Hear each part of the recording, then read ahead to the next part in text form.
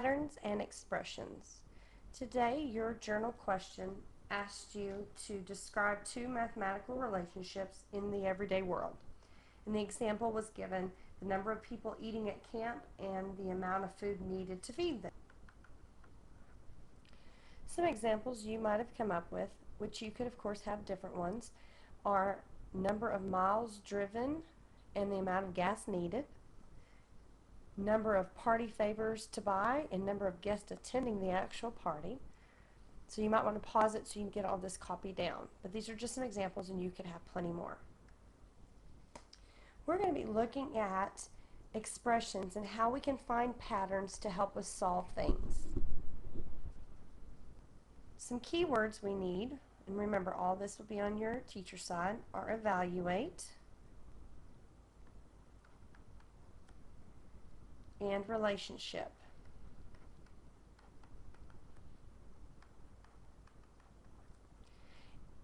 In math, evaluate means to determine value.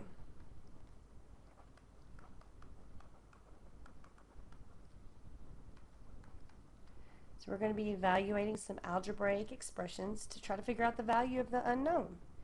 Relationship, when we're talking in math, is just trying to find out the connection. How do they fit together? So we're going to keep these two words in mind as we're trying to look at different expressions and try to find a pattern, try to find the relationship that occurs so that we can evaluate it, we can determine the actual value. Okay, I want you to go ahead and draw yourself a table similar to the one I have. Go ahead and do this on your student side, and I'm going to fill it in with some information so you can pause me so that you can get all the information down. We use tables a lot because they organize our data and they help us to find the patterns we're looking for. And I know you've seen them before, so we're just going to be using them to actually put them with algebraic expressions. We're going to use this problem to illustrate how the table can help us find the unknown. The problem is Shauna wanted to buy tickets to the concert for herself and some friends. What is the total cost of all the tickets? So Shauna made a table. In the first part of her table, she put number of tickets,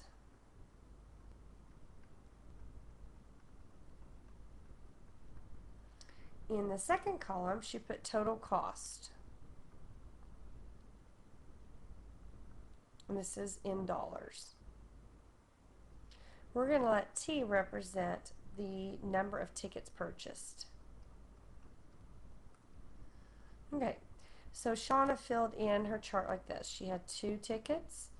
She knew it cost $8. She bought 3 tickets. It would be $12.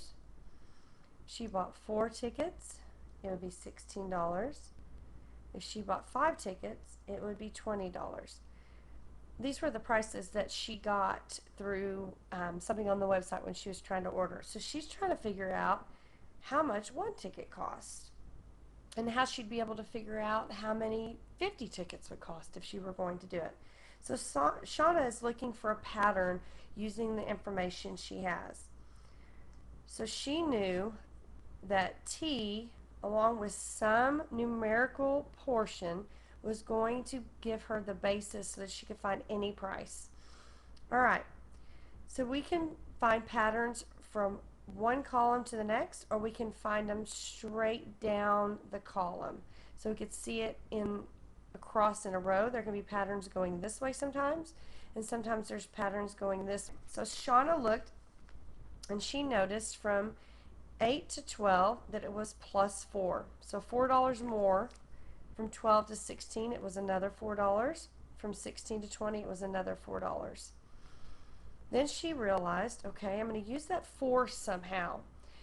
So how could I use that 4 if I start at 2? How would I end up with 8? So she thought to herself, okay, well I know that 2 times 4 is 8. So she tried it with the next one to see if the pattern still continued. 3 times 4 is 12. 4 times 4 is 16. So she realized there was a pattern with the times 4. And you could see that it works with the 5 as well. 5 times 4 does equal 20. So Shauna knew that the number of tickets times 4 would get her the total cost. And remember, you can write it like this as well. Both of those mean the exact same thing as in our previous video. So using this information, using the pattern she knows and the expression, she could figure out how much it's going to cost for any number of tickets. So let's say someone asked her, well, how much is it going to cost for 25 tickets? So she says, okay, well, here is my algebraic expression. You asked me about 25 tickets, so I'm just going to replace the tickets, the T, with the amount you want to know about, and I'm going to multiply that by 4. 25 times 4 would be 100, so in dollars, it would cost $100 for 25 tickets. I want you to try to figure out, by replacing the T with the number, how much it would cost for 12 tickets. Go ahead and pause, and then we will try that. Okay, so here's your algebraic expression. You're going to plug in the 12 for T. So now you have 12 times 4. And what is 12 times 4? 48. So it would be $48 to purchase 12 tickets. So that is how a table can help you find patterns and then be able to use that pattern for any amount later on.